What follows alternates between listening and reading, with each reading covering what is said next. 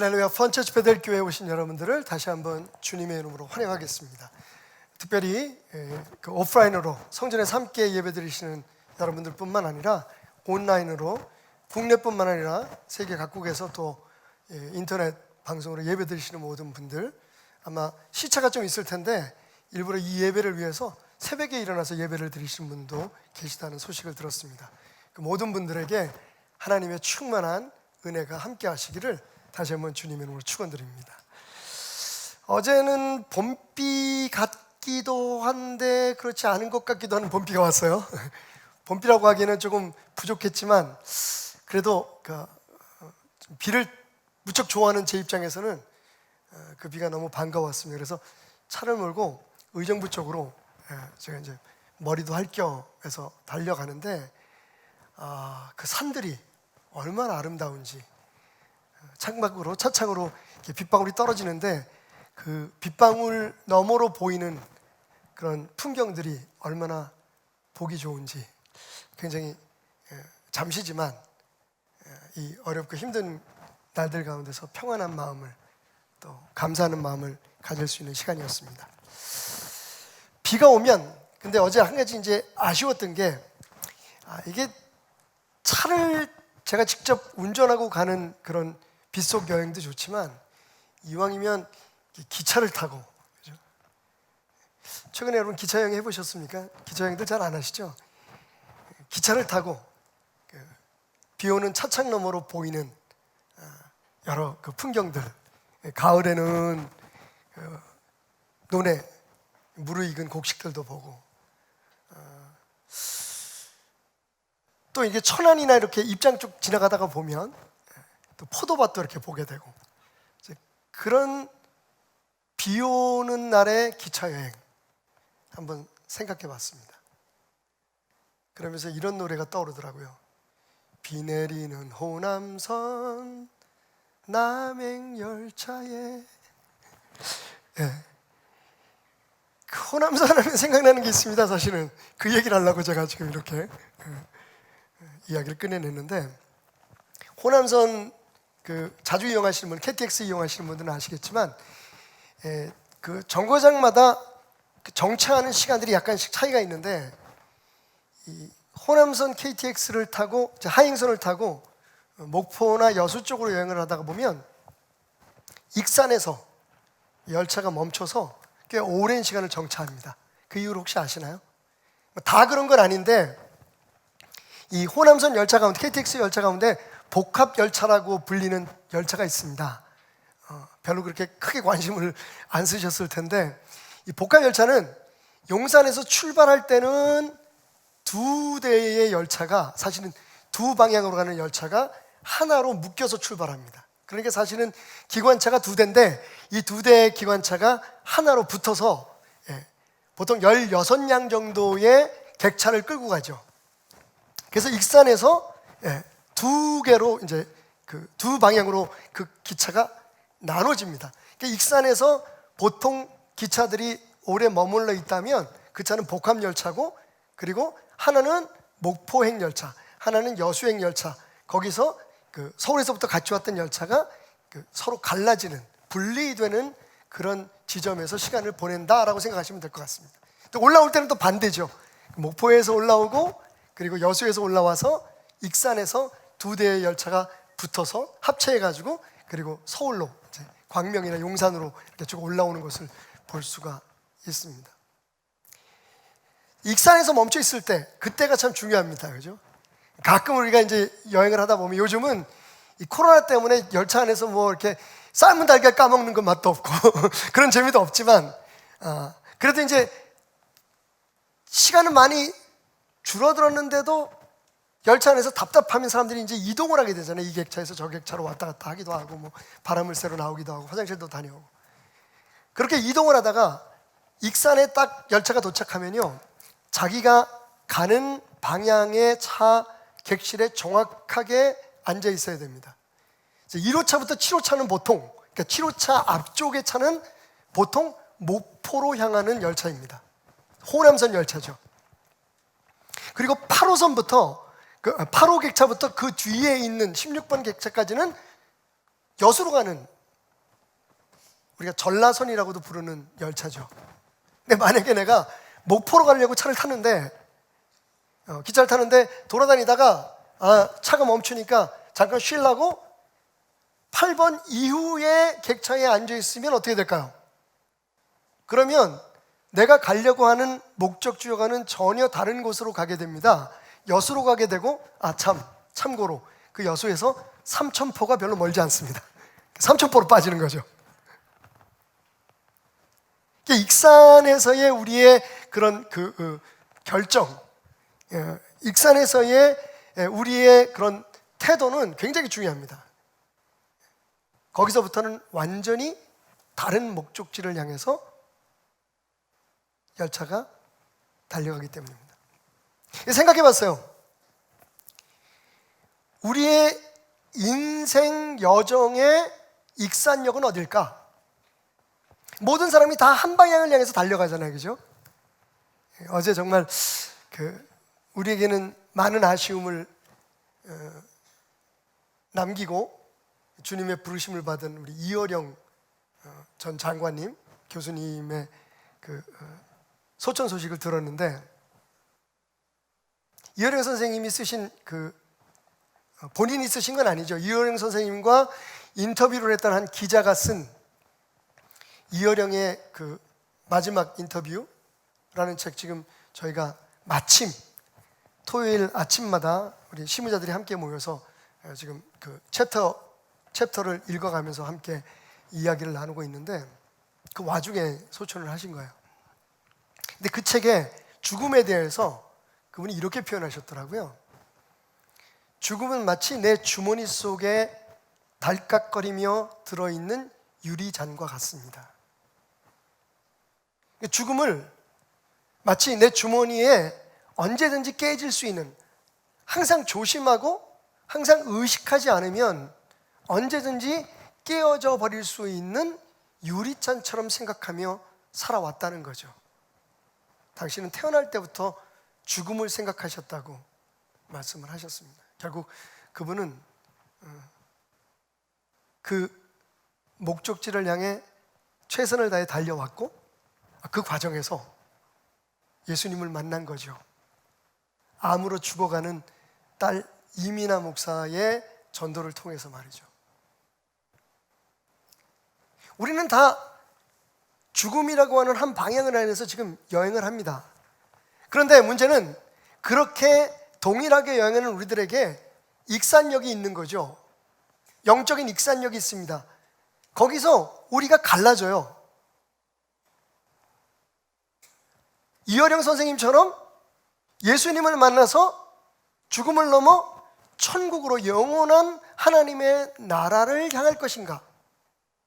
아니면 거기에서 다른 객차에 올라타서 영원한 멸망의 길로 갈 것인가? 우리 인생의 익산역은 그래서 십자가다 라고 저는 생각해 보았습니다. 다행히, 참으로 축하할 만한 일이죠. 근데 여러분은 거기서 천국행 열차를 올라타셨습니다. 혹시 잘못하고 있다고 생각하시는 분들은 지금 자리를 옮기셔도 됩니다. 삼천포로 가시길 원하시는 분들은. 여러분들은 천국행 열차를 올라탔어요. 자, 그 다음부터는 조금 어려운 신학적 용어지만 신자의 견인이라고 하는 그런 교리가 있습니다. 이건 뭐냐면, 여러분이 일단 익산에서 목포행 열차를, 그러니까 1호선에서 7호선 안에 타고 있다면 여러분은 그냥 안정만 있어도 목포를 갑니다. 마찬가지로 예수 안에서 우리가 천국행 열차를 탔다, 예수 그리스도를 우리의 구주로 삼고 하나님의 자녀가 됐다, 그러면 여러분들은 신자의 견인이라고 하는 교리에 따라서 천국을 갑니다. 사실은 그 목적지에 도착하는 데 대해서는 아무런 의심이 없어요. 중간에 무슨 사고가 날 일이 없어요. 혹시 목포행 열차는 문제가 있을 수가 있습니다만, 하나님 나라로 가는 열차는 절대로 실수함이 없습니다. 왜냐하면 우리의 기관차가 주님이시기 때문이죠. 그러니까 사실 우리는 이미 예수 그리스도를 우리의 구주로 선택하고 하나님의 자녀가 될 것을 우리 스스로 받아들였기 때문에 우리는 어찌하든지 천국까지 가게 되는 것은 정해놓은 사실입니다. 심지어는 그래서 이 신자의 견인에 대해서 설명하는 어떤 신학자들은 뭐라고 얘기하냐면, 우리가 예수 그리스도의 자녀가 돼서 천국까지 가는 것은 정해져 있는데 한번 그리스도를 구주로 영접하면 영원한 생명이 우리에게 주어지고 심판을 벗어날 수 있는데, 문제는 그러면 그렇게 예수를 믿고 신앙인이 돼서 크리스찬이 돼서 교회를 다니고 하나님의 백성이 되는데 그 중에 그럼 죄를 지면 어떻게 되느냐? 만약 그 중에 하나님을 부인할 만한 그런 죄를 짓게 되면 어떻게 되느냐? 그분들은 말하기를 그 전에 하나님께서 그 사람의 생명을 거둬서라도 천국으로 데려간다. 하나님의 백성, 하나님의 자녀가 된 사람은 절대로 그 구원을 잃어버릴 수 없기 때문이다 라고까지 설명을 합니다. 그만큼 우리가 예수를 믿었다고 하는 사실은 굉장히 중요한 사실입니다. 하나님의 자녀가 되고 그리스도인이 됐다는 것은 영원한 생명을 이미 얻어놓았다는 겁니다. 지금 우리가 이 세상에서 하루하루를 살아가지만 우리는 이미 천국 백성이 되었다는 것을 증거하고 있기 때문입니다. 자, 그러면 이제 우리는 천국 백성이 되고 영원한 생명을 얻고 천국행 열차에 올라탔으니 그것으로 모든 것이 끝났을까요? 그래서 오늘 저는 비 내리는 호남선 남행열차 안에서 요한복음 15장 말씀, 지금 제가 던진 질문에 대해서 우리에게 굉장히 중요한 진리로 답해 주시는 하나님의 말씀, 1년에 한 번쯤은 제가 꼭 설교하는, 아니 한 번 이상 설교하죠. 그만큼 제 목회 철학에 그리고 제 신앙관에 제가 믿기로는 기독교 신앙의 가장 핵심이 되는 교리로 받아들여야 되는 이 말씀을 한번 여러분과 묵상해 보려고 합니다. 소위 참 포도나무의 비유. 이 말씀은 그렇게 천국행 열차에 올라탄, 그래서 영원한 천국에 이미 도달한 것 같은 그런 삶을 믿음으로 살아가는 우리의 삶에 어떤 일들이 일어나고 있는지, 우리가 어떻게 그 삶을 채워가야 하는지에 대해서 설명해 주고 있습니다. 오늘 말씀을 주목해 보면 일단 15장 말씀의 가장 중요한 핵심은 열매를 맺어라 라는 것입니다. 한번 따라해 봅시다. 열매 맺자. 자, 아까 그 모두의 말씀드린 그 열차의 비유에다가 이 말씀을 잠깐 적용해 보면, 고향 가는 열차를 타면 그 열차가 우리를 데려다 줍니다, 고향에. 그런데 빈손으로 갈 수는 없다는 겁니다. 빈손으로 가서는 안 된다는 거죠. 오늘 예수님 말씀하시기를 구원받은 너희들, 하나님의 백성이 된 너희들은 많은 열매를 맺는 삶을 살면서 그 천국을 기다려야 된다고 말하고 있습니다. 열매를 맺어라. 그죠? 사실 우리가 다 알고 있는 얘기예요. 그래서 열매 맺기 위해서 우리 나름대로 참 많은 일들을 합니다. 교회는 교회대로, 또 성도는 성도대로 어떻게 천국 열매를 맺으며 살아갈까? 내가 무엇을 해야, 얼마나 열심히 해야 하나님이 원하는 열매를 맺어서 오늘 성경이 말하는 대로 많은 열매로 하나님을 더 기쁘게 하는 삶을 살아갈까?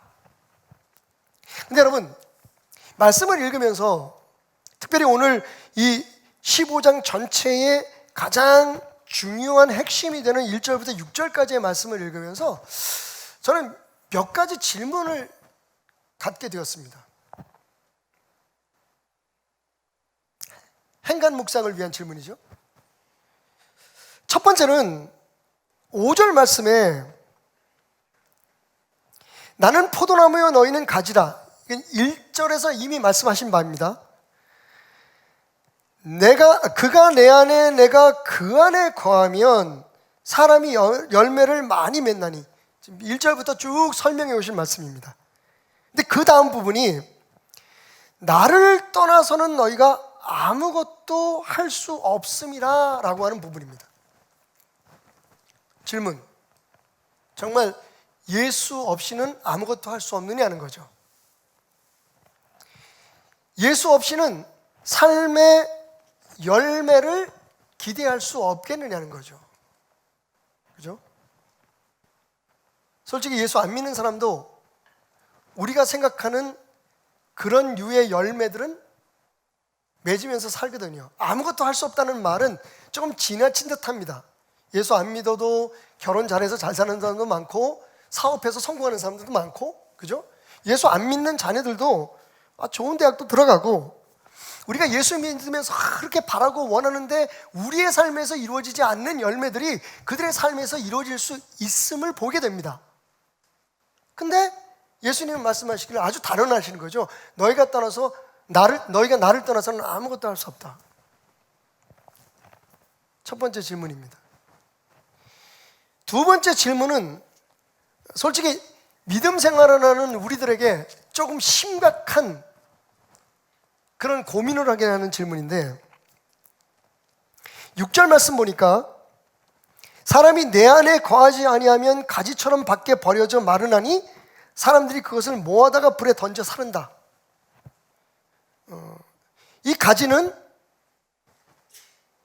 나무인 예수 그리스도에게 붙어 있지 않는 거잖아요, 그죠? 사람이 내 안에 거하지 아니하면, 그러니까 처음부터 제가 여기 지금 포도원을 만들어 놨는데 여기 있는 가지들이 지금 열매 맺는 가지들은 전부 다 포도나무에, 여러분 눈에는 보이지 않지만 믿음으로 볼 수 있는 그 나무에 지금 연결되어 있단 말이에요. 그래서 그 나무가 공급해주는 포도나무, 사실 포도는 나무라고 부르지 않고 넝쿨이라고 부르지만 가만히 관찰해 보면 나무라고 부를 수 있는 그 주요 부분이 있습니다. 거기서부터 이제 넝쿨이 뻗어나가기 때문에 아마 포도나무라고 표현하신 것 같은데, 모든 그 넝쿨들은 지금 그 나무에 붙어 있기 때문에 열매를 맺습니다.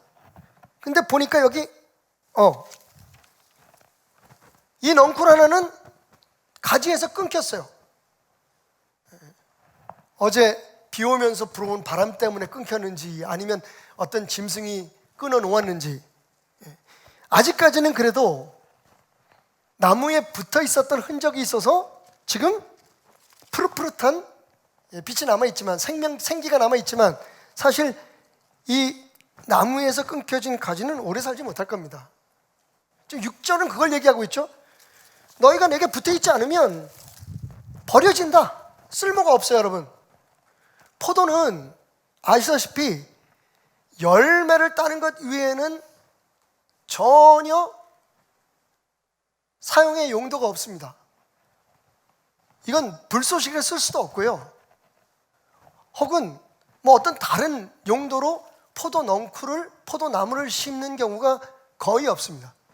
포도는 말 그대로 포도 열매를 얻기 위한 목적으로만 심게 되죠. 근데 나무에서 끊어져 버린 이 가지는 오늘 6절 말씀처럼 사람들이 그것을 모아다가 불에 던져, 강단 위에서 불을 피울 수는 없으니까 일단 좀 여기다 모아서, 저걸 이제 태워버릴 거예요.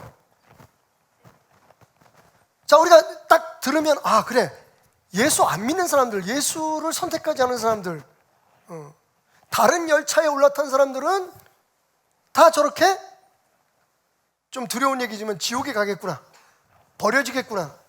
이 말씀의 이해는 거의 어렵지 않습니다. 근데 우리에게 부담이 되는 말씀이 뭐냐면 2절 한번 보실까요?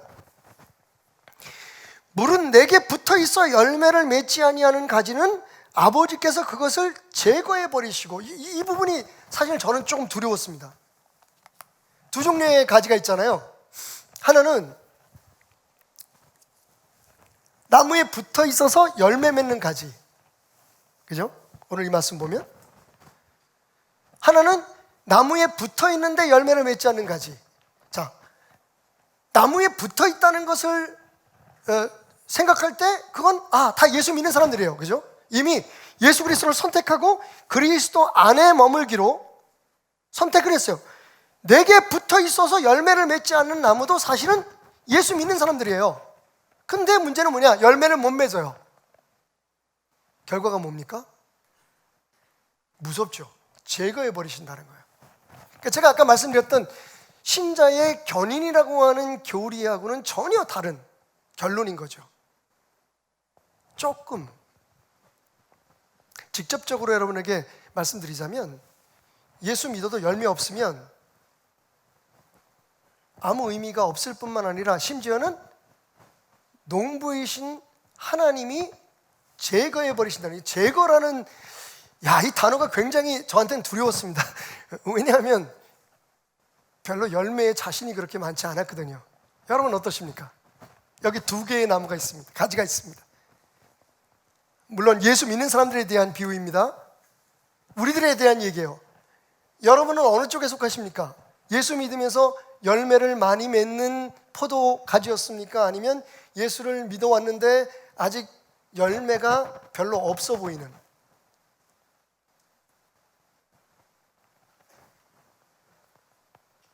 갈라디아서 5장에 나오는 성령의 열매가 여러분의 삶에 지금 있습니까?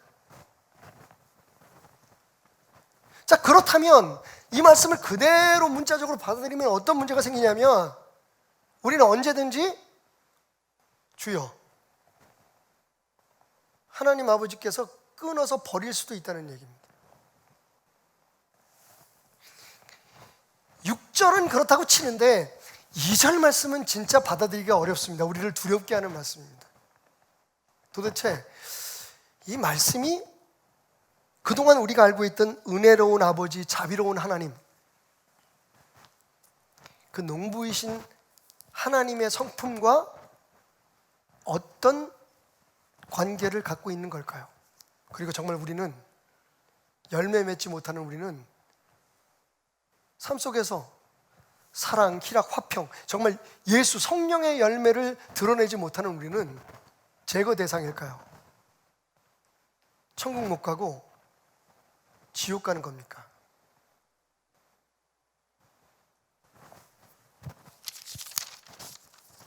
하나하나 풀어봅시다. 첫 번째로, 너희가 나를 떠나서는 아무것도 할 수 없다는 이 예수님의 선언, 이 말씀에 대한 답은 언젠가 여러분에게 말씀드렸듯이 1장에 있습니다. 1절에 있습니다. 1절 말씀 볼까요? 예수님이 말씀하십니다. 예수님의 유언과 같은 말씀입니다. 이게 여러분 알다시피 예수님이 겟세마네로 향해서 가시기 전에 유월절 잔치를 마치시고 겟세마네로 향해 가시다가 아마 그 당시에 그 예루살렘 겟세마네 근처에 있는 어떤 포도원을 지나시다가 혹시 제자들에게 그 자리에서 포도를 바라보면서, 포도 그 넝쿨들을 바라보면서 주신 말씀이 아닐까라고 추측해 볼 수 있는 그런 장면입니다. 굉장히 그 예화 자체는 목가적이고 굉장히 부드럽지만 사실은 제가 여러분들에게 던진 질문처럼 꽤나 심각한 신앙적인 갈등을 갖게 하는 말씀인 건 틀림이 없습니다. 자, 예수 없이 장가도 가고 예수 없이 공부도 하고 예수 없이 대학도 가고 예수 없이 사업도 하고 예수 없이 심지어는 부자도 되고 예수 없이 성공도 하는데 도대체 나를 떠나서는 아무것도 할 수 없다는 얘기는 뭘까? 여러분, 1절에 예수님께서 말씀하시기를 나는 참 포도나무요 내 아버지는 농부라. 자, 내 아버지는 농부라는 부분은 잠깐 나중에 생각하기로 하고 앞부분만 봅시다. 예수님 뭐라고 말씀하십니까? 나는 참 포도나무다. 그렇게 말씀하신 예수님께서 6절에 뭐라고 5절에 뭐라고 말씀하시냐면 너희가 나를 떠나서는 아무것도 할 수 없다라고 말씀하십니다.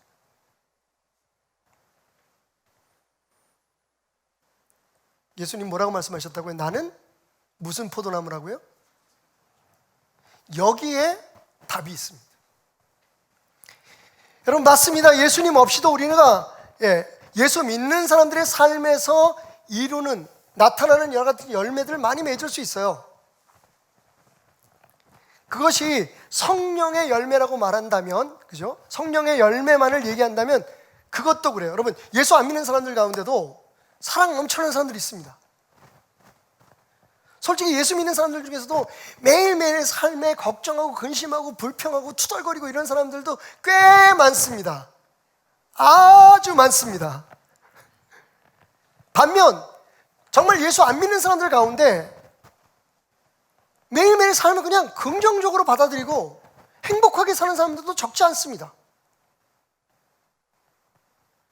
어떤 문제가 있을 때 예수 믿는 사람들도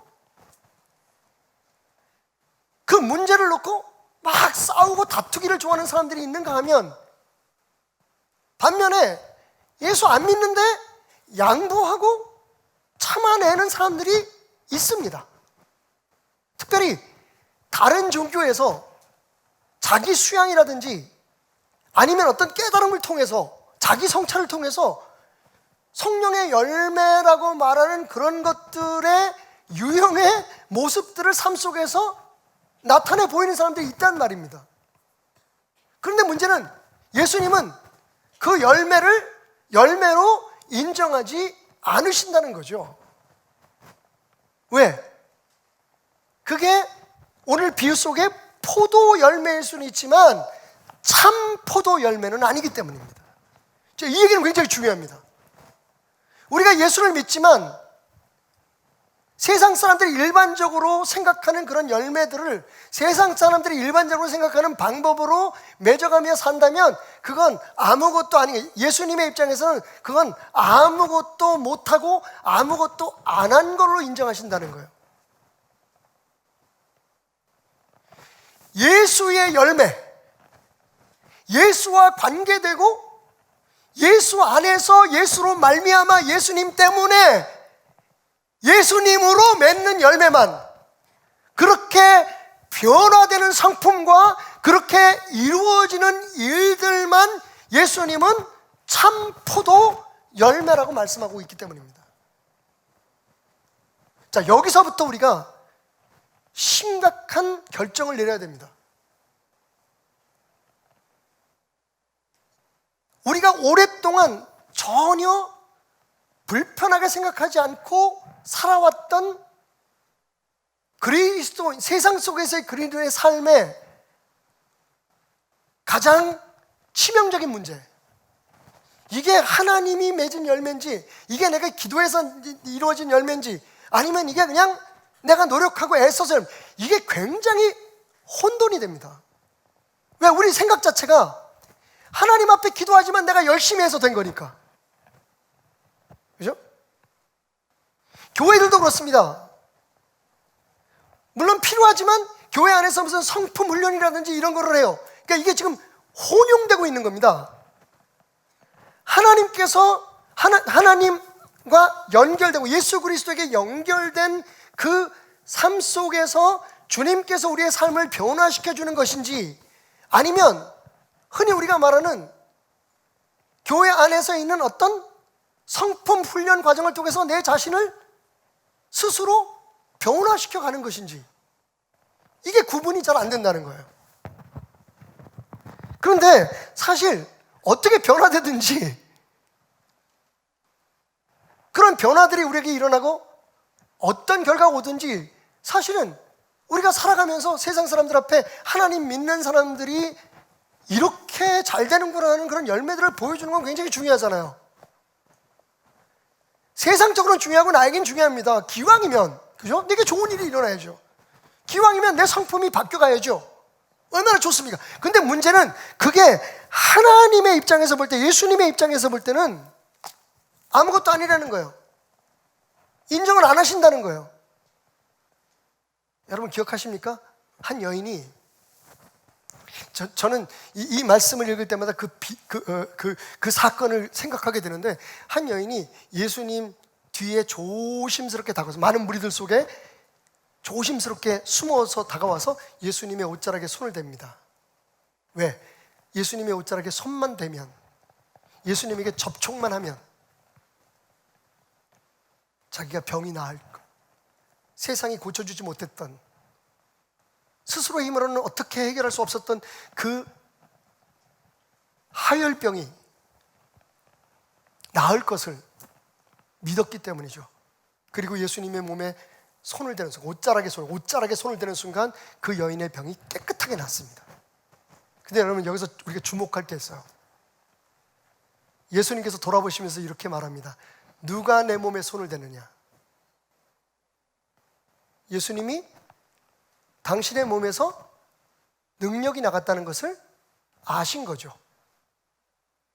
제자들이 말합니다. 아니, 이렇게 많은 사람들이 지금 이리 미리고 저리 미리는데 도대체 이 무리 속에서 당신의 몸에, 당신의 옷자락에 손을 댄 사람이 누구냐고 물으시면 어떻게 그걸 한두 사람이 아닌데, 그때 예수님 말씀하시면 아니다, 수많은 사람이, 그렇게 말하지는 않았지만 이런 뜻이에요. 수많은 사람이 내 몸에 손을 댔겠지, 내 옷자락을 스쳐갔겠지. 그렇지만 내 몸에서 능력이 나가서 역사가 일어난 그 터치는 한 사람뿐이다. 여러분, 우리가 착각하지 말아야 될 건, 사실은 그래서 우리가 모든 영광을 하나님 앞에 돌리지 못하는 이유도 됩니다. 이게 진짜 하나님의 은혜로 된 건지, 이게 하나님의 역사인지, 아니면 내가 노력하고 하나님이 조금 도와주셔서 된 건지, 사실 우리가 지금 이거를 계속해서 혼동하면서 살아가고 있는 거예요.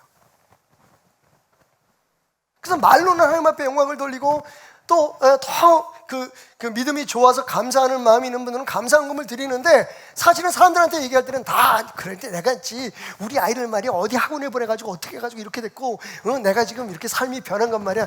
내가 무슨 뭐 아버지 학교 뭐 어디 무슨 세미나에 참석했거든. 그랬더니 거기서 막 이런 변화가 일어났어. 이렇게 얘기를 하는 거예요. 이게 지금 괴리가 있는 겁니다.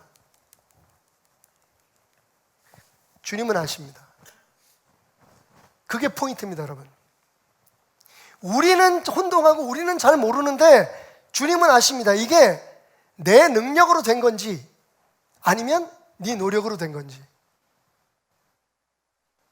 누가 내 몸에 손을 대느냐? 여러분, 정확히 주님은 주님 안에 머물고 주님께 붙어있는 가지, 주님께 잇대어 있는 삶을 사는 사람이 누군지를 아십니다. 그리고 그 삶에 일어나는 일들이 주님의 능력으로 되는 것임을 압니다. 여러분, 중요한 게 뭐죠? 이 땅에서는 그 공로가 구분되지 않습니다. 솔직히 말하면 이렇게든 저렇게 되든 잘 되면 돼요. 그죠? 우리가 흔히 말하는 간증거리만 많으면 됩니다. 그런데 중요한 건 나중에 천국에 갔을 때 그 모든 공로는 이 땅에서 우리의 힘으로, 우리의 노력으로 어떻게 이루어진 일들은 하나님께서 하나도 열매로 인정하지 않으신다는 거예요. 5절의 말씀은 정확히 그것을 우리에게 말해주고 있습니다. 나로 인해서, 나를 통해서, 내 안에서 내가 준 능력으로 되어져 가는 일들을 기대하라는 거죠. 그 열매가 내가 말하는 참 포도나무의 열매, 내가 너희들에게 기대하는 열매, 하나님 앞에 드려지는 영광의 열매라는 겁니다. 생각해 보십시오, 여러분. 하나님께서 뭐가 부족해서 우리가 잘하고 우리가 잘된 것을 통해서 영광을 받으시겠습니까?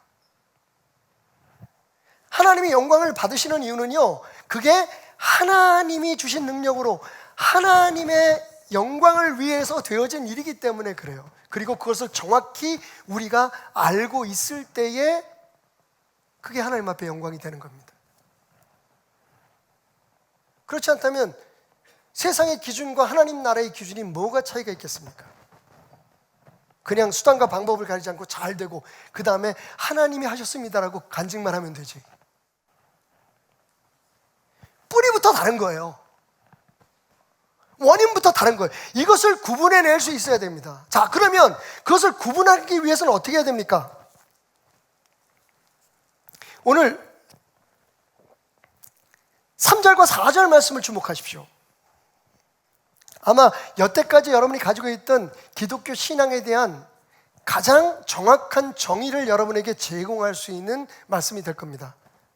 너희는 내가 일러준 말로 이미 깨끗하여졌으니, 하나님의 자녀들에게, 하나님이 예수님 제자들에게 하시는 말씀이죠. 내 안에 거하라. 나도 너희 안에 거하리라. 가지가 포도나무에 붙어있지 아니하면, 자, 가지가 포도나무에 붙어있지 아니하면 스스로 열매를 맺을 수 없음 같이 너희도 내 안에 있지 아니하면 그러하리라. 우리가 그리스도인으로서 그리스도인의 삶에 맺혀지는 그리스도의 열매, 예수의 열매를 맺으려면 제일 중요한 게 예수에게 붙어 있어야 된다는 거죠. 근데 여기에 함정이 있습니다. 맞습니다, 목사님. 그래서 우리 열심히 교회도 나오고, 우리가 열심히 기도도 하고, 열심히 주님의 말씀대로 순종을 해서 주님 기뻐하시는 일들을 하려고 합니다. 열매를 맺으려고 합니다라고 얘기를 하잖아요. 근데 여러분, 제가 육군사관학교 원예과에서 국방의 의무를 다하면서 나무를 키워봤습니다. 육군사관학교에는 굉장히 오래된 아름다운 나무들도 많고요. 특별히 거기는 그 전직 대통령들이 기념 식수를 한 나무들이 있어요. 그런 나무들을 진짜 귀하게 키웁니다. 그때 제가 처음으로 한 게, 그전에도 물론 그런 일들이 있었겠지만 그 얘기는 들었어요. 소나무가 시름시름 죽어가면 막걸리를 부어라. 막걸리 안에 있는 그런 효모들이 소나무에 굉장히 좋은 영향을 합니다. 소나무가 꽤 까다로운 나무예요. 근데 그 소나무를 재생시키려면 막걸리를 갖다 부으래요. 그때 우리가 그냥 그 막걸리 부으면서 농담으로 그런 얘기를 했죠. 먹고 죽기도 부족한 이 막걸리를 왜 이 소나무한테 주냐고. 그러면서 투덜거리기를, 이 한심한 방위 신세요. 저 소나무만도 못하도록. 그뿐이 아닙니다, 여러분. 저는 정말 꽤 비싼 영양제를 사람들 아플 때, 그죠? 탈진이 오거나 영양이 부족할 때 링거를 맞는 것처럼 그 나무들 수간에 바늘을 꽂아서 영양제를 집어넣는 걸 봤습니다. 우리가 하는 일이 그런 거였어요. 매일 영양제가 안 떨어졌는지 그 나무를 그렇게 해서 살려요. 그뿐이 아닙니다.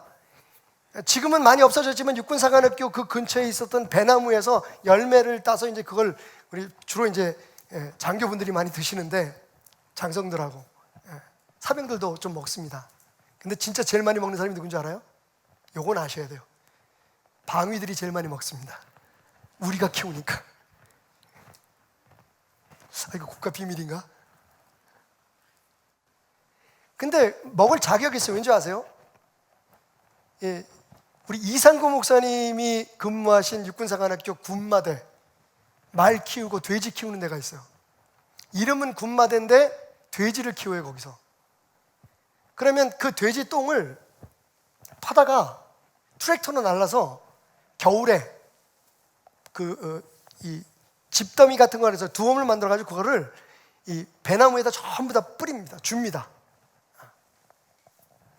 그 일을 누가 했느냐? 방위들이 했습니다. 통일.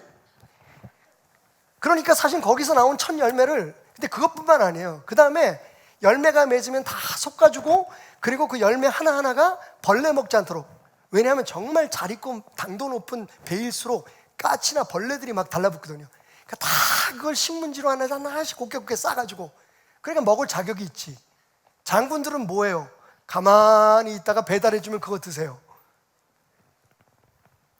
근데 여러분, 제가 거기서 배운 게 뭐냐면, 이건 나무 하나를 키우고 열매 하나를 얻기 위해서 이렇게 많은 첨가물들, 첨가제들이 들어간다. 여러분, 나무는 땅속에서 빨아들이는 수분과, 그리고 하나님께서 창조하신 이 세상에 풍부한 영양분들을 통해서, 그리고 햇볕을 통해서 광합성을 하면서 살아가는 거잖아요. 그리고 거기서 꽃이 피게 되면 벌과 나비들이 와서 그걸 서로 날라가지고 꽃가루가 수술에 묻어서 거기서부터 열매가 자라나기 시작하고, 근데 그것만 가지고 안 되더라는 거죠. 사실 그것만 가지고 야생에서는 되는데 정말 실한 포도 열매, 좀 괜찮은 상품을 만들려면 거름도 줘야 되고 제초제도 뿌려줘야 되고 그리고 제충제도 뿌려줘야 돼요. 살충제를 뿌려줘야 됩니다. 보통 손이 많이 가는 게 아니에요. 그 결과로 배 하나가 포도 한 송이가 연걸게 되는 겁니다. 제가 무슨 말씀을 드리려고 하냐면요, 그동안 우리 기독교 신앙이 마치 제가 지금 설명해 드린 것처럼 어떤 열매나 내 삶의 어떤 열매나 결실들을 맺게 하기 위해서 예수라는 첨가제를, 하나님이라고 하는 부재료를 더하는 것 같지 않았느냐라는 겁니다. 여러분, 예수님 분명히 말씀하십니다. 너희가 내 안에 거하면 나도 너희한테 거한다. 여러분, 이거 조건이 아니에요. 너희가 내 안에 거하는 순간 나는 당연히 너희한테 거한다. 왜? 예수님께서 이 땅에서 오신 목적이 그거예요. 그런데 전제가 뭐예요? 너희가 내게 붙어 있어야 된다. 너희가 내 안에 머물러야 된다. 그러면 당연히 나는 너희 안에 있는 거야. 이 말씀이 잘못 이해되면, 그러니까 우리가 살아가면서 예수님 없이도 할 수 있어요, 사실.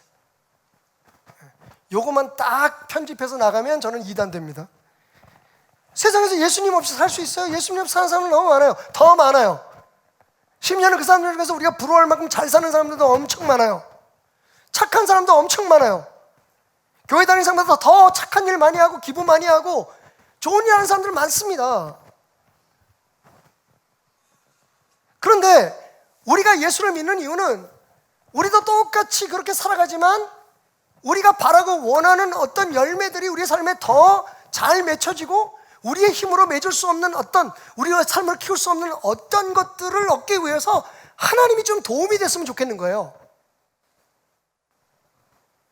마치 두엄처럼, 거름처럼, 마치 제초제처럼, 살충제처럼 우리가 원하고 바라는, 우리가 피우고자 하는 그 꽃과 우리가 맺고자 하는 그 열매를 맺어주는데 하나님이 도움이 되더라는 거예요. 예배가 도움이 되더라는 거예요. 은혜라는 게 굉장히 짭짤하더라는 거예요. 그게 우리에게 있으니까 우리가 원하는 우리 자녀들도 잘 되고 우리 가정도 잘 되고 사업도 잘 되고, 와우! 여러분, 분명히 하십시오.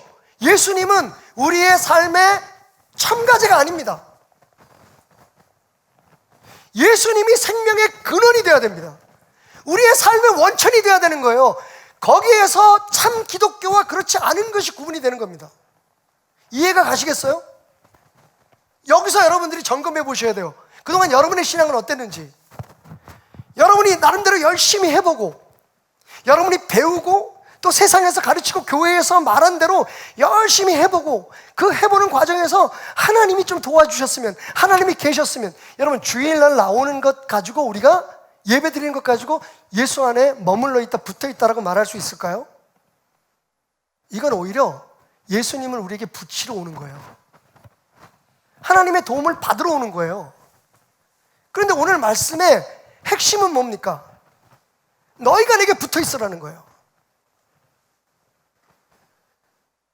너희의 삶을 마음대로 살다가 부족한 것이 있으면 내게 와서 엎드리고 내게 와서 기도하고, 세상 어떤 사람들이 누리지 못하는 어떤 것들을 위해서, 소위 기적이라고 하는 어떤 열매들을 위해서 너희가 나한테 할 수 있는 대로 열심히 최선을 다해라. 마치 저 박태남 목사가 근무했던 육군사관학교의 원예과 방위들처럼 열매를 원하는데 그 열매를 더 좋게 만들기 위해서 애를 써라. 돼지똥도 가서 퍼놓고 힘들고 어려운 일도 하고, 그리고 거기다가 영양제도 좀 주사하고. 여러분, 만약 그것이 우리가 생각하는 기독교 신앙이라면 주님의 열매는 없습니다.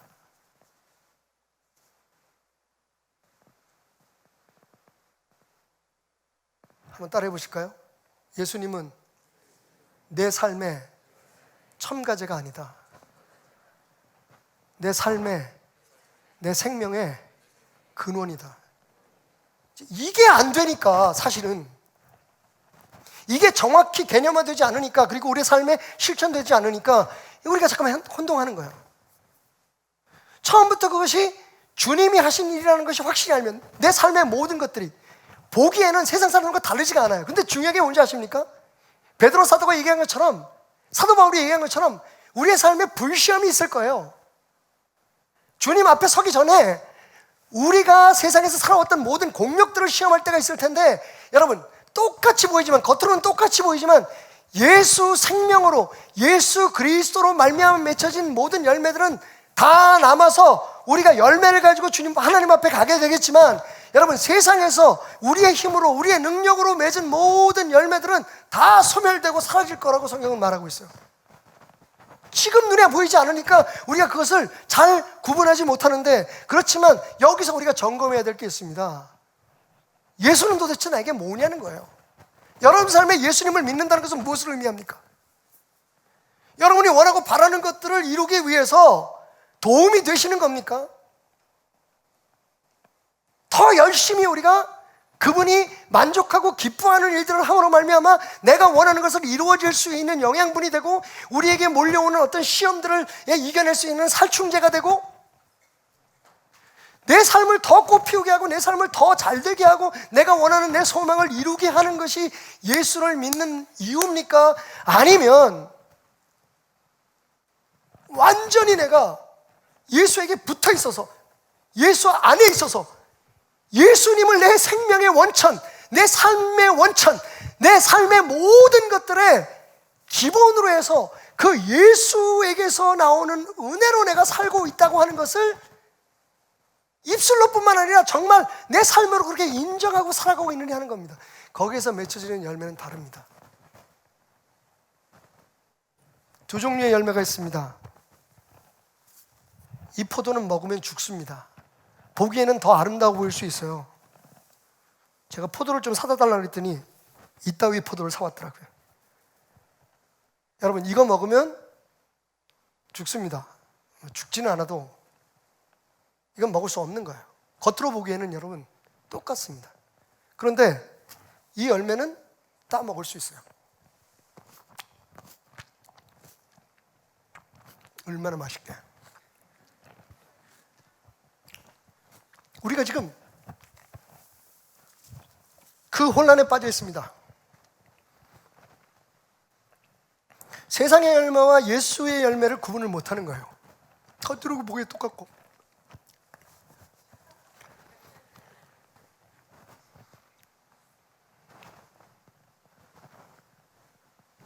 예수를 믿는다는 건 예수에게 붙어 있는 겁니다. 그래서 여러분, 우리가 그렇게 굳이 얘기를 하지 않아도 이게 삶이 돼야 돼요.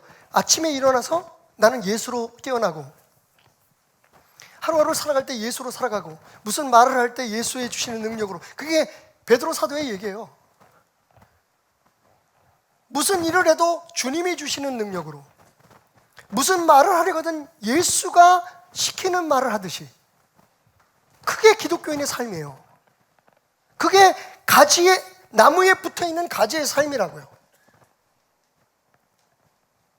사실은 예수님을 믿는다고 하면서도 그 믿는다는 것의 의미를 모르고 따라가는 사람들이 너무 많습니다. 물론 여러분, 일단 안심하셔도 좋습니다.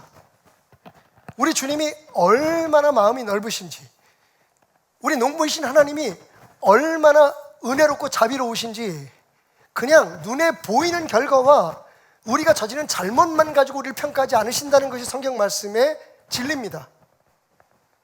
모르고 지은 죄, 알고 지은 죄 구분해서 하나님께서 우리에게 주신 달란트의 분량에 따라서 그 결과를 원하시는 분이시지, 무조건 모든 기준으로. 그래서 그런 면에서 이제 마지막 결론 부분으로 마지막 질문에 제가 고민을 하게 되는 겁니다. 근데 그런 하나님이 예수는 믿는데 열매가 없어. 한번 투표해 볼까요? 자, 두 종류의 가지가 있습니다. 아, 너무 잔인한가? 교회 다니는데 지금 여러분 예수를 믿는데 어떤 분들은 믿은 지 얼마 안 된 분들 있고 오늘 처음 오신 분도 계세요. 제가 알기로는 수십 년 평생을 믿었는데, 자, 여러분의 삶에 정말 예수의 열매가 있는 가지라고 여러분이 생각하십니까? 아니면 나는 예수를 믿었는데 예수 안에 있긴 한데 열매가 없다고 생각하시는 가지입니까? 뭘 보면 알 수 있냐고요? 15장 전체를 약간 요약해 볼게요. 짧게, 여러분 시간이 없으니까. 여러분 안에 세상의 환경과 관계없이 여러분의 마음을 주장하는 기쁨이 있으십니까? joy, 해피니스 말고요. 좋은 일이 있어서 기뻐하지 않는 사람이 어디 있겠어요? 근데 그게 예수님이 주시는 기쁨이 아닐 수 있습니다. 예수 안 믿는 사람도 세상에 좋은 일이 있으면 기뻐해요. 작년보다 올해 더 많은 수익을 얻었으면 기뻐하죠. 근데 예수 믿는 사람의 기쁨, joy는 뭔지 아십니까? 기뻐할 만하지 않은데 내 마음속에 기쁨이 있는 거예요. 그러니까 환경과 관계없이 내 안에 솟아나는 참된 기쁨. 여러분, 그게 주님이 말씀하시는 열매입니다. 11절 말씀. 내가 이것을 너에게 이루면 내 기쁨이 너희 안에 있어 너희 기쁨을 충만해. 지금 뭘 이루고 계시죠? 내 안에 거해라. 그러면 너희 안에 기쁨이 있는데 그 기쁨이 어떻게 된다? 충만할 만큼 있을 것이다. 예수 믿으면서 매사 그 사건마다 불평하고 원망하고, 좋을 때는 웃고 감사하고, 조금 힘든 일이 있으면 금방 또 하나님이 어디 계시냐고, 하나님 날 왜 안 도와주시냐고 불평하고. 여러분, 그건 열매가 없는 거예요. 또 있습니다. 이건 굉장히 중요한 겁니다. 치명적인 겁니다. 기도의 응답입니다. 여러분, 기도하면 우리는 응답받을 때까지 기도하라고 해요. 근데 여러분, 그 기도의 응답에 전제 조건이 있다는 것에 대해서는 잘 모릅니다. 7절과 16절 말씀에 보면 이런 말씀이 있어요. 연달아 읽겠습니다. 너희가 내 안에 거하고 내 말이 너희 안에 거하면 무엇이든지 원하는 대로 구하라. 그리하면 이루리라. 여러분, 응답의 전제 조건이 뭐예요? 너희가 내 안에 거하고 내 말이 너희 안에 거해야 되는 거죠. 예수 안에 있는 겁니다. 예수에게 붙어 있는 거예요. 16절, 너희가 나를 택한 것이 아니고 내가 너희를 택하여 세웠나니 이는 너희로 가서 열매를 맺게 하고 또 너희 열매가 항상 있게 하여 내 이름으로 아버지께 무엇을 구하든지 다 받게 하려 함이라. 어떤 분들이 저한테 찾아서 그러면, 내가 예수 이름으로 기도하면 성경에 다 이루어진다고, 다 이루어주신다고 얘기해서 기도했는데 안 이루어졌어요. 목사님, 뭐가 문제입니까? 그럼 저는요, 이 말씀을 펴놓고 앞부분을 읽으라고 얘기하고 싶어요. 앞에 뭐라고 나와 있죠? 예수 안에 머물러 있어야 된다는 거예요. 그러니까 무조건 예수의 이름으로 기도하면 다 되는 게 아닙니다. 예수 안에 있는 사람이 아버지한테 구해야지. 그게 우리 아버지니까. 그러니까 우리는 너무 편리하게 우리가 원할 때만 찾는 예수님, 우리가 원할 때만 부르는 하나님을 우리 아버지라고, 아버지 되어달라고 땡깡을 부리는 거예요 지금. 하나님의 기준은 분명합니다. 예수님의 말씀은 분명합니다. 제안은 분명합니다. 네가 내 안에 있어. 내게 붙어있기 위해서 애써. 딱 할 일은 그것뿐이야. 그 다음에 모든 것은 내가 한다. 그 다음에 너의 삶에 일어나는 모든 일들은 세상 사람들과 똑같은 일들이 일어나는 것 같지만 그건 다 내가 하는 일이야. 너를 통해서 내가 열매를 맺을 거다. 그뿐이 아닙니다, 여러분. 예수님 안에 있으면 예수님이 우리를 더 이상 종이 아니라 친구라고 부르신다고 말씀하세요. 여러분, 친구입니다. 종은 삭슬 받는, 어떤 노동에 대한 노력에 대해서 주인의 녹슬 받아서, 삭슬 받아서 먹고 사는 거예요. 얼마나 많은 그리스도인들이 종처럼 삽니까? 사실은 우리 목사님들한테 주의 종이라고 하는 말도 저는 약간의 이의를 제기하고 싶어요. 분명히 예수님께서 내가 너희를, 그 다음 절에 나와요. 내가 너희를 더 이상 종이라고 부르지 않겠다. 너희는 내 친구다. 여러분, 제가 놀라지 마십시오. 예수님 친구입니다. 더 놀라지 마십시오. 근데 여러분도 마찬가지입니다. 여러분, 친구. 그리고 하나님은 뭐라고 말씀하세요? 예수님 말씀대로 우리가 하나님을 아버지라고 부를 수 있는 조건이 뭡니까? 예수에게 붙어 있는 거예요. 매일매일 예수가 공급하는 은혜와 능력으로. 여러분, 적어도 우리의 생각과 마음이 항상 나는 예수님 때문에 살고 있어, 나는 예수로 살고 있어 라고 하는 그 안에 머물러 있을 때 하나님이 우리의 아버지가 되십니다. 여러분, 아들은 노동의 대가로 아버지의 유산을 받지 않습니다. 친구는 친구에게 어떤 수고의 대가를 해야만 거기에 대한 보상을 받는 게 아닙니다. 분명히 하나님은 우리와의 관계에 있어서 우리가 이 세상에 누려야 될 삶의 축복에 대해서 정확하게 정의를 내리고 있어요. 너희가 누리는 축복은 친구가 함께 나누는 것이고 아버지의 아들로서 너희가 누리는 것이다. 여러분, 저는 사실 이제 결론 부분은 오늘 이 말씀의 번역이, 이 번역하신 분들이 굉장히 보수적이고 저 심지어는 약간 권위적이고 율법적인 차원에서 이 말씀을 번역했다고 생각해요. 그렇지 않으면 너무 받아들이기 힘들어요. 아까 말씀드렸던 2절 말씀이요. 예수에게 붙어있는데, 나무에게 붙어있는데 열매를 맺지 못하는 이런 가지가 있어요. 지금 여기 붙어있어요, 여러분. 이거 근데 열매가 없어요. 20년 30년 믿었는데 목사 되고 장로 됐는데 도대체 성품의 열매도 없고 예수의 열매가 없어요. 자, 말씀대로라면 뭘 기대합니까? 끊겨야 되잖아요. 제거해버리신대요.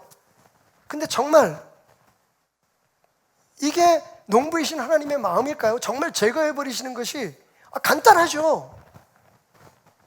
근데 우리가 알고 있는 하나님은 그런 분이 아니시잖아요.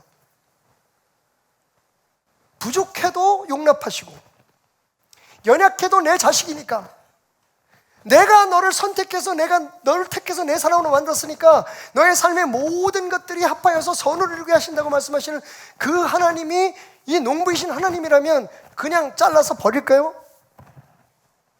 나무에 붙어있지 않은 가지처럼 그냥 말아서 불쏘시개로 쓸까요? 한글 성경은 그렇게 번역되어 있어요. 그래서 되게 많이 갈등을 했습니다. 그런데 놀랍게도 여러분, 여기에 숨이 막혀오던 제 숨을 다시 트이게 하고 두려워서 죽을 것 같은 제 마음에 평안을 주게 하는 놀라운 진리가 담겨져 있었어요. 나는 참 포도나무에 내 아버지는 농부라. 물은 내게 붙어있어 열매를 맺지 아니하는 가지는 아버지께서 그것을 아버지 하나님께서 직접 제거해 버리시니까 그러니까 예수 믿어도 소용없다는 거예요. 잘 안 믿으면 여러분 언제든지 지옥 갈 수 있다는 얘기예요. 근데 여러분, 여기서 제거해 버리신다는 말씀이 헬라어로요 2개의 의미가 있어요. 우리가 보통 이 눈을 눈이라 그러죠. 하늘에서 오는 눈을 눈이라 그러죠. 발음은 똑같지만 문자는 똑같지만 의미는 전혀 다른 것처럼 이 제거해버린다는 말은, 그래서 제가 아까 한글 성경을 번역하신 분들이 굉장히 보수적이고 율법적이고 권위적으로 해석했다고 말씀을 드리는 거예요. 그냥 잘라버리면 그만이야. 근데 솔직히 나는 어떡하라고? 나는 그렇게 열매가 많지 않거든요. 나는 아직도 내 품성에서 맺어야 될 성령의 열매가 너무 많거든요. 그렇게 듣고 읽고 성도들에게 가르치지만 내 안에 정말 예수로부터 품어져 나오는 그 한없는 사랑, 그 기쁨이 없거든요. 아직도 자그마한 문제 앞에서 흔들리고 주저앉고 욕하고 분노하고 아무것도 아닌 말로 내 속을 새기는 사람들을 원수로 삼고 미워하고, 여러분 언제나 내 삶에 열매가, 예수의 열매가 맺을 수 있을까요? 그러면 저는 희망이 없는 걸까요? 이 제거해버린다는 말씀을 제가 다시 한번 깊이 들여다보면 행간 묵상을 시작했어요. 원래 원어로는요 아이레이라고 하는 단어예요. 아이레이라는 말은 하나의 문장이죠. 내가 제거한다 라는 뜻이에요. 원형 동사가 아이로입니다. 근데 여러분, 이 아이로라는 단어가 눈처럼 2개의 뜻을 가지고 있어요. 오늘 성경에는 제거해버린다고 이야기하고 있지만 또 다른 의미가 있는데 그게 뭔지 아십니까? 들어 올려 옮긴다는 뜻을 가지고 있어요. 끊어버리는 게 아니라 들어 올린대요. 왜? 여러분 보세요. 주님의 포도원으로 한번 가보십시다. 이 가지는 나무에 붙어있는데 열매가 없어요. 왜 그럴까요? 옛날 이스라엘의 농법을 여러분 이해하시면, 옛날 이스라엘이 포도에 이렇게 부목을 대거나 받침대를 대는 것이 얼마 되지 않았습니다. 근래의 농법입니다. 옛날에 포도나무는, 이스라엘 포도나무는 그냥 나무에서부터 시작돼서 졸기들이, 덩굴들이 땅을 기어가면서 열매를 맺게 했어요. 근데 문제가 뭡니까 여러분? 땅을 기는 넝쿨은요, 그 줄기 자체에서 뿌리가 나와요. 아시죠? 가끔 아이비라든지 넝쿨 식물들을 보면 이 넝쿨들이 땅을 기게 되면요, 거기에서 새 뿌리가 나와요. 자기 뿌리가 나와요. 자, 그때부터 어떤 문제가 생기냐면, 나무에서 빨아들여야 되는 진짜 진액과 수분을 충분히 빨아들이지 못해요. 자기 스스로 생존을 위해서 땅을 기면서 자기 잔뿌리를 내립니다. 그리고 그 잔뿌리에서 올라오는 얼마 안 되는 수분과 영양분으로 버텨내요. 그 가지는 절대로 열매가 맺지 않습니다. 그게 우리예요. 그게 저예요. 분명히 하나님을 믿는데 교회도 열심히 하고 심지어는 사역을 하고 예수 복음을 전하는데, 언제부턴가 내 삶에 열매가 맺지 못하고 내 삶에 주님의 역사가 충분히 느껴지지 않는 순간부터 내 스스로가 자구책을 만든 거예요.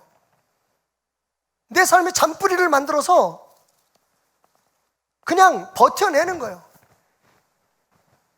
이렇게 기도하면 복 받는 데지, 이렇게 찬송하면 복 받는 데지, 이렇게 예배하는 게 하나님을 예배하는 거지 라고 생각하면서 그냥 땅바닥을 기며 살아가는 열매 없는 나무에 붙어있는 가지가 된 거죠. 근데 여러분, 오늘 말씀은 뭐라고 얘기합니까? 그런 나를 하나님께서 제거해 버리시는 게 아니라, no. 잘라서 버리는 게 아니라 들어 올려 주신대요.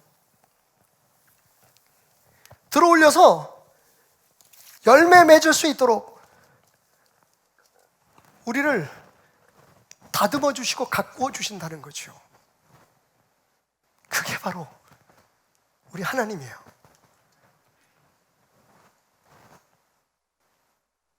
분명 오늘 말씀은, 정말 내가 예수가 내 삶의 근본이 아니라, 내 삶의 원천이 아니라 내가 예수를 도구로, 첨가물처럼 내가 원하는 삶을 이루기 위한 하나의 수단으로 사용했구나 라고 하는 부담으로 시작됐지만, 오늘 이 말씀은 결국 하나님의 은혜 안에서 다시 희망을 가지라고, 그럼에도 불구하고 포기하지 말라고 하는 사랑의 메시지로 끝을 맺습니다. 여러분 생각해 보세요. 그리고 용기를 내세요. 아까 제가 여러분들에게 여러분의 삶이 열매 맺는 가지였습니까? 그렇지 아니었습니까? 라고 물어봤죠. 솔직히 말씀드려서 내 삶에는 열매가 풍성한 삶이었습니다라고 얘기하는 사람들은 많지 않을 거예요. 그런 저와 여러분들에게 주님은 말씀하십니다. 그런데 우리 하나님이 아버지가 농부라는 말을 잊고 있는 것은 아니겠지.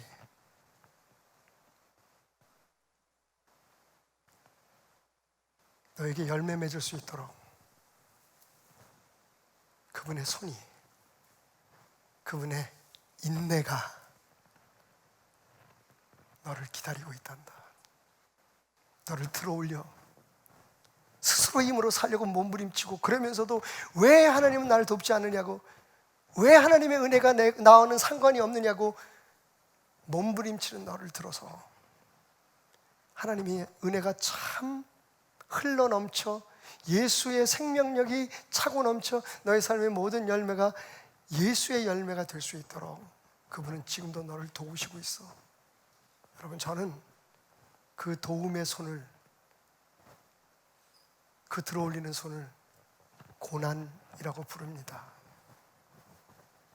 온통 내 삶의 뿌리가 뽑히는 것 같은 아픔, 근데 뽑혀야 합니다. 죽을 것만 같은 두려움, 그런데 여러분 죽어야 합니다. 왜냐하면 우리는 이미 천국행 열차를 탄 하나님의 자녀로 하나님의 열매를, 예수 열매를 맺으며 살아야 하기 때문입니다. 그래서 결론이 뭐냐고요? 이런 말 저런 말 하지 말고 예수에게 붙어 있는 사람이 되셔야 됩니다. 그게 전부입니다. 제가 이렇게 복잡하게 여러분에게 설명한 이유는 우리가 그렇게 복잡하게 예수를 믿어왔기 때문입니다. 오늘 예수님은 분명히 말씀하십니다. 이 15장 전체에 딱 한 가지 명령으로 우리에게 말씀하십니다. 내 안에 거하라. 그게 안 되는데 그 외에 모든 신앙적인 행위가 무슨 의미가 있느냐고 말씀하십니다. 아침에 눈 뜰 때, 밤에 잠들 때, 그리고 사람을 만날 때 무슨 일을 하든지 잘 되어가는 일 앞에서, 잘 안 되어가는 일 앞에서 여전히 내가 너의 삶의 근원이며 너의 생명의 원천임을 고백하고 느끼고 생각하며 살아가라고.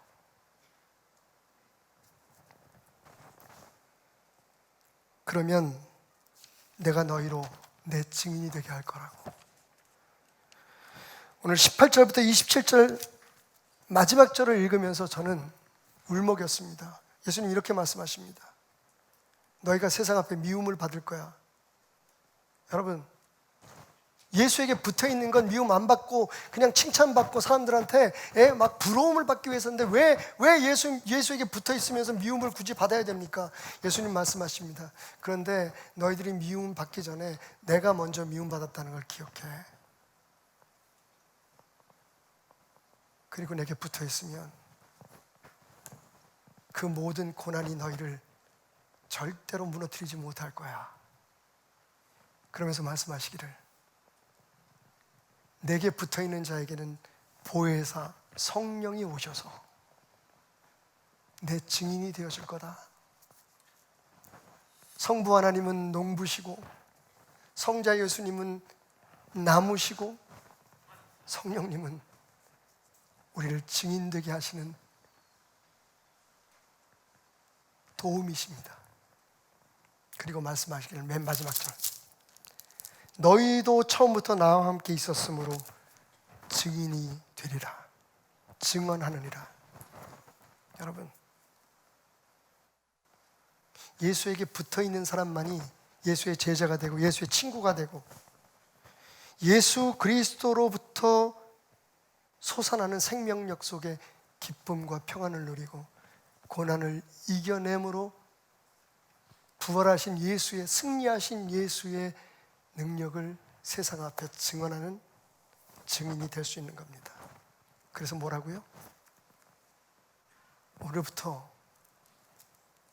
다른 것보다, 그 어느 것보다, 우리가 생각하는, 그동안에 생각했던 어떤 중요한 그 무엇보다 내가 예수에게 붙어 있는지, 예수 안에 있는지를 매일매일 점검하며 사시기 바랍니다. 그게 우리가 기대하는 이 세상에서 우리가 바라는 저 천국에 이를 때까지 우리가 소망하는 모든 것에 우선순위에 놓아져야 할 선제 조건이기 때문입니다. 예수님 말씀하십니다. 내 안에 거하라. 내게 붙어 있어라. 암으로 죽어가는 딸 이민아 목사를 통해서 처음으로 하나님에 대한 생각을 갖게 되고 결국 예수 그리스도를 그 삶의 구주로 영접하신 이어령 선생님은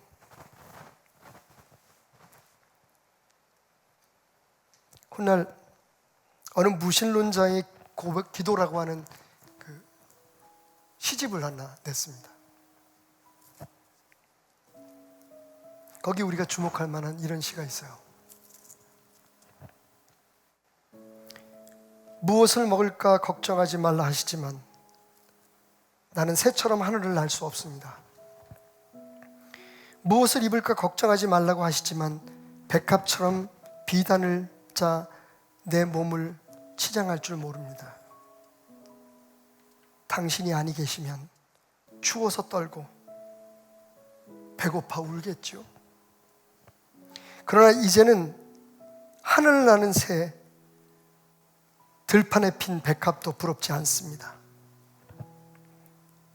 당신의 목소리를 듣고부터 날개가 없어도 하늘을 날고 배틀이 없어도 배를 짭니다. 그래도 근심 걱정이 남아있어요. 당신이 너무 먼 곳에 있어 보이지 아니할까 봐서.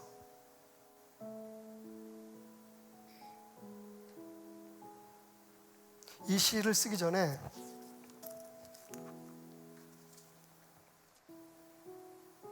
이혜영 선생님은 이런 말씀을 남기셨습니다.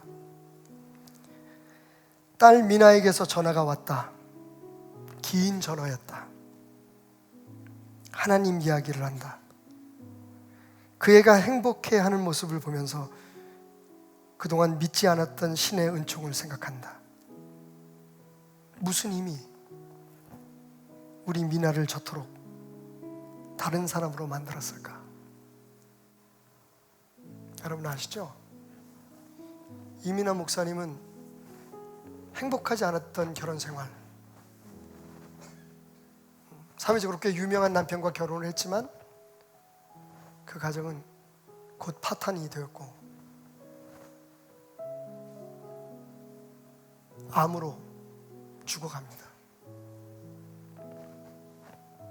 누가 봐도 세상에 열매가 없는 것처럼 보이는 그녀의 삶에 예수님은 놀라운 열매를 맺게 하십니다. 이어령이라고 하는, 예수님을 믿지 않는 사람들조차도 그분의 이야기 속에서 그 하나님, 그 예수님을 한 번쯤은 만나보고 싶다고 생각할 만한 영향력을 가진 예쁜 열매 하나를 맺습니다. 그런데 그 열매가 어떻게 맺어졌냐고요? 이어령 선생님의 고백 속에 그 답이 있습니다. 도대체 우리 미나를 저렇게 행복하게 만든 것, 세상이 말하는 것처럼 너무 불행하고 가진 것 없고 열매 맺기에 너무 어린 나이에 죽어가는 내 딸 미나를 저렇게 고난 속에서도 당당한 사람으로 만들고 죽어가면서도 그가 믿는 하나님을 내게 소개할 수 있도록 만든 그분은 누구실까? 여러분, 우리가 원하는 열매가 진짜인지 아닌지 구분하는 방법은요, 똑같다니까요. 구분하는 방법은 그 열매로 인해서 세상 사람들이 무엇라고 얘기하느냐 하는 겁니다. 야, 저 사람 진짜 열심히 믿더니, 야, 저 사람 진짜 대단해, 그렇게 기도 많이 하고 헌금 많이 하고 헌신하더니 복을 받았어 라고 얘기할까요? 아니면 도대체 저 사람을 저렇게 행복하게 만드는 그분은 누구실까? 라고 말할까요? 당신이 그 열매를 들고 와서 사람들에게, 봐, 내가 열심히 기도하고 내가 이렇게 노력했더니 말이야, 내가 이렇게 잘 됐어, 우리 자식들이 얼마나 잘 됐는지 보라고, 우리 사업이 얼마나 잘 됐는지 보라고 라고 얘기하시겠습니까? 아니면 나는 한 것 없습니다,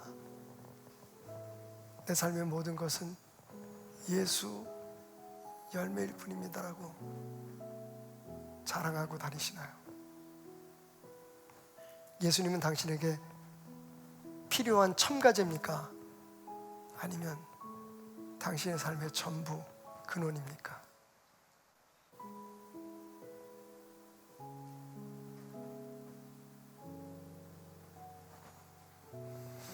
비 내리는 호남선 남행열차 안에서 포도나무를 묵상해 봅니다.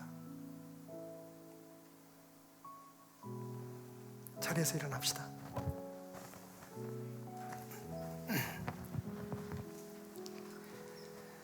내가 매일 해야 하는 말, 주님 감사합니다. 고백할 때에 모든 불평 다 사라지네. 내가 매일 해야 하는 말, 주님 사랑합니다. 이 고백할 때에 모든 공허함 사라지네. 아멘.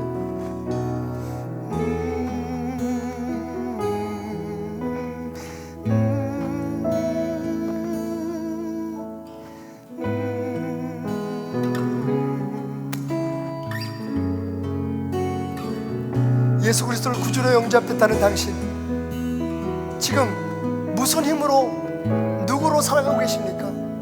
우리 가슴에 손을 얹고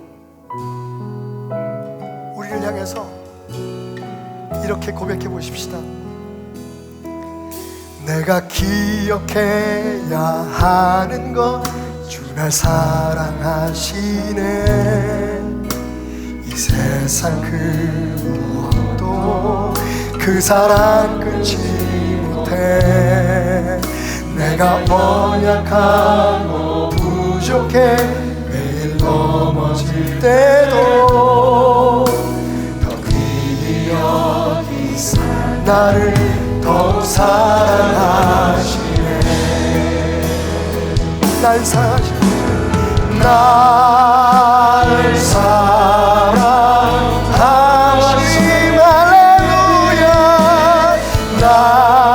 날 사랑하시네. 아멘. 날 사랑하시네. 성경에 쓰였네. 날 사랑하시네.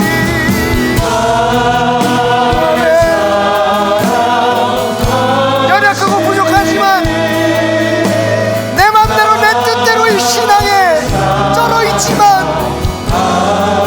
그래도 내가 열매 맺을 수 있도록, 그대로 내 삶의 열매 들고 있을 수 있도록 오늘도 나의 연약함을 들어올리시고 고난과 역경의 손으로 나를 회복시키고 새롭게 하시는 주님을 찬양합니다.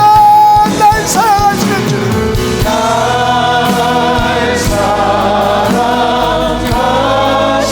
나를 사랑하신 주님,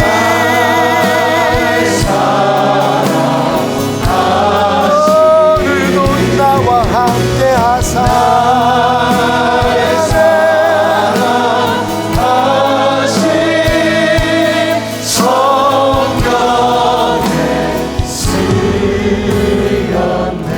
목소리 고백합시다. 세상 사는 동안에, 세상 사는 동안 주님, 우리의 고백입니다. 나와 함께 하시고 세상 떠나가는 날 천국 가게 하소서. 날 사랑하신, 날 사랑하신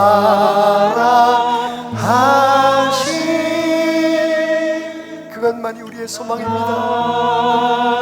주님의 사랑만이 나의 힘임을 고백합니다. 날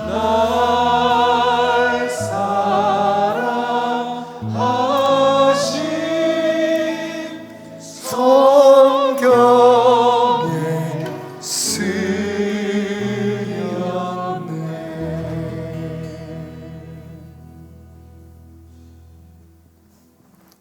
주님, 오늘도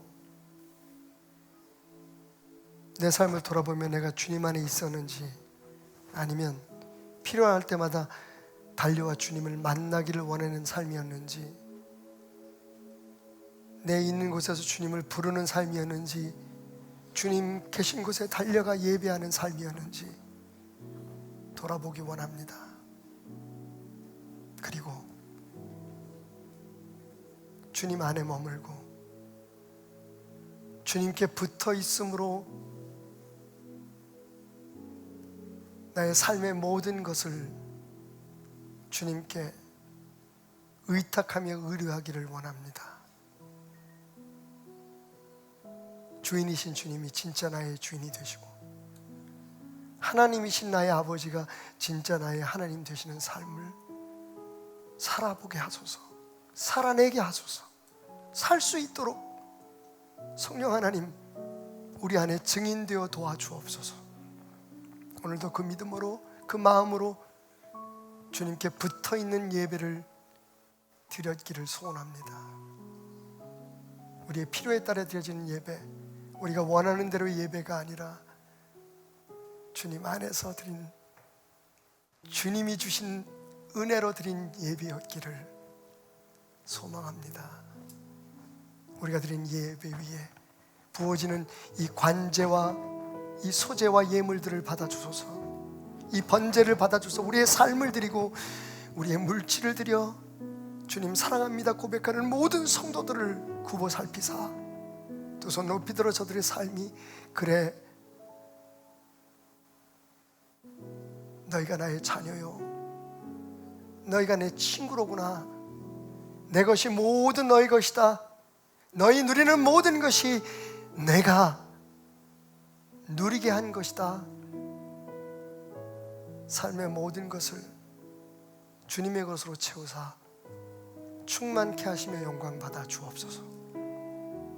예수 그리스도의 은혜와 하나님 아버지의 변치 않은 사랑과 보혜사 성령님의 역사하시며 인도하심이 그렇게 오늘도 주님 안에 붙어 있음을 가장 큰 행복이요 축복으로 생각하며 세상을 향해 뻗어가는 베들의 모든 열매 맺는 줄기 성도들 위해, 그리고 그 가정에 하는 일들과 자녀들 위해 무엇보다도 하나님 정말 들어 올리셔서 이제는 열매 맺는 교회들, 열매 맺는 가지들이 되어달라고 말씀하시는 조국 대한민국의 모든 교회들 위해 영원히 함께 하시기를 축원하옵나이다.